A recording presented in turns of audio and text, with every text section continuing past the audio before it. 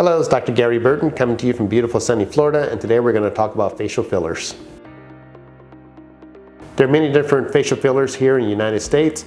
We have hyaluronic acids, and that's going to be my go-to in my practice. We have Restylane, Juvederm, Bolotero, Voluma. These are the go-to fillers that I like to use, and I also like to use facial fat grafting. I think that works really, really well. That's where we take excessive fatty tissue from one part of your body and we inject it into the face. The synthetic facial fillers and fat grafting work very similar.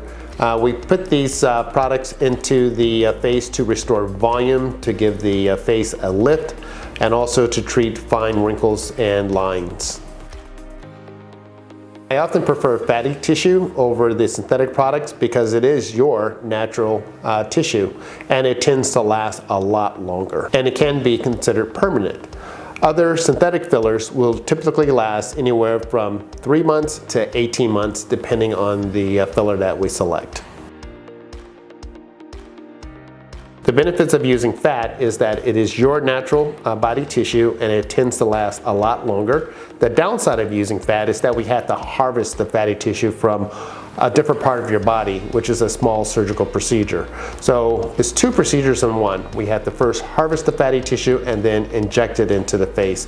And this takes a little bit more time and a little bit more pain and discomfort, but I think the results are superior.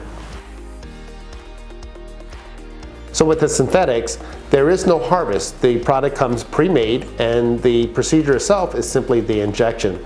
And so that takes a lot less time than the harvesting and injecting fatty tissue. So Botox, a neurotoxin, and a facial filler, whether synthetic or your natural fatty tissue, will both smooth out the face, but they work differently. Botox is going to weaken the underlying muscle and it's going to smooth the face out by relaxing the muscle. The filler is going to smooth out the face by adding volume to the face and by lifting the face. Some potential complications following a injection with a synthetic filler or fatty tissue is local site pain, bruising, swelling. This can happen. It's infrequent, but it does happen. If this does happen, you can elevate your head, you can apply ice to the site or pressure. Other things that can happen is a local site injection infection. If this happens, you might notice some redness, some warmth over the injection site.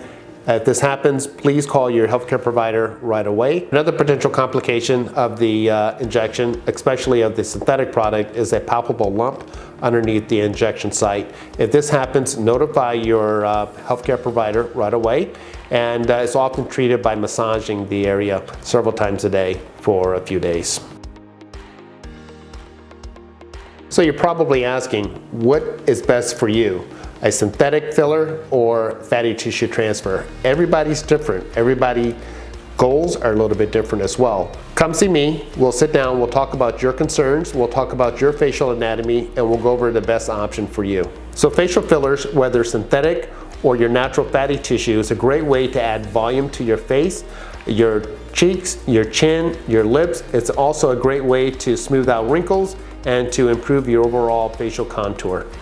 This is Dr. Gary Burton coming to you from beautiful sunny Florida. I hope you enjoyed our brief talk today on facial fillers, whether synthetic or natural fatty tissue.